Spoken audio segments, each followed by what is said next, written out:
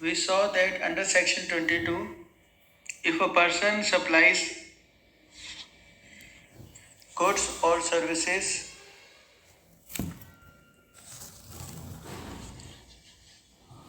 more than the value specified in section 22, then he is required to be registered under the GST Act. So besides section 22, there are other persons or other category of persons which are specified in section 24, which are compulsory required to be registered under the GST. So first we will discuss this category of persons in brief, and then we will discuss each category in detail. So the first category of person who are covered under section 24 are the persons making any interstate taxable supply of goods or services or both. So if you are making interstate supply from one state to another or one union territory to another or from one state to union territory or vice versa, even if your limit of supply, your value of supply is less than the specified limit of 10 lakh or 20 lakh or 40 lakhs as the case may be, you are compulsory required to be registered. Then the second category of persons are casual taxable persons making taxable supply. Casual taxable person means suppose you are registered in Delhi and you want to participate in an exhibition in Haryana in Gurgaon for a certain period. Then you are required to get a temporary registration in Gurgaon for making supply in Gurgaon. Then third category of persons is persons who are required to pay tax under reverse charge. So what is reverse charge? So you have to understand, normally a seller or supplier is required to pay GST on the supplies made by him. That is called normal charge. But in some situations, supplier is not liable to pay GST on supplies made by him.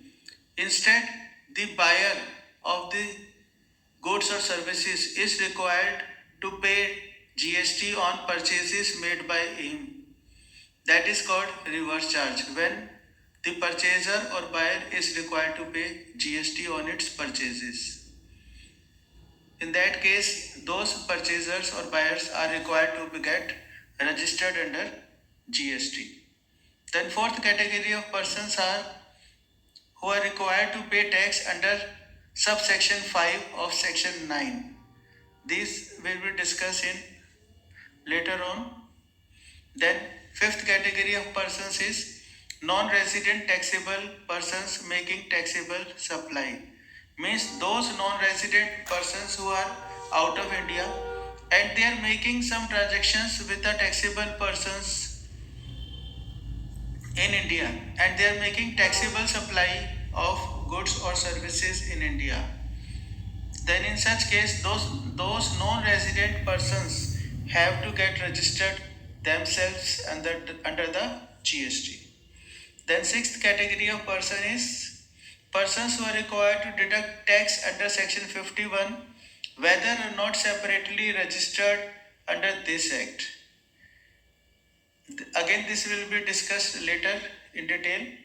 Then seventh is persons who make taxable supply of goods or services or both on behalf of other taxable persons, whether as an agent or otherwise.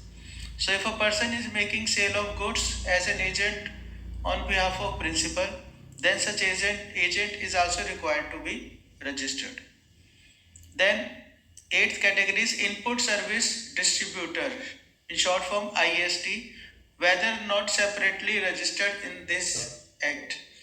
So input service distributor is basically a office of a company where all purchases are centralized and all input is transferred to that head office, and from there that input is bifurcated to the different branches. Again, we will discuss it in detail later on. The ninth category of persons is persons who supply goods or services or both other than supplies specified under subsection 5 of section 9, through such electronic commerce operator who is required to collect tax at source under section 52. So those persons who are making supply through Amazon or any other electronic commerce operator, then those suppliers are also required to be registered. Then every electronic commerce operator who is required to collect tax at source under section 52, that ECO, electronic commerce operator, is also required to be registered. Then 11th category is every person supplying online information and database access or retrieval services from a place outside India to a person in India other than a registered person. So if a person supplies online information and database access or retrieval services from a place outside India to a person in India other than a registered person, then in such case, such outsider has to be registered. And last category is basically the power of the government, that on the recommendations made by the council, GST council, government may notify any other class of persons or person who are also required to be registered under the GST Act.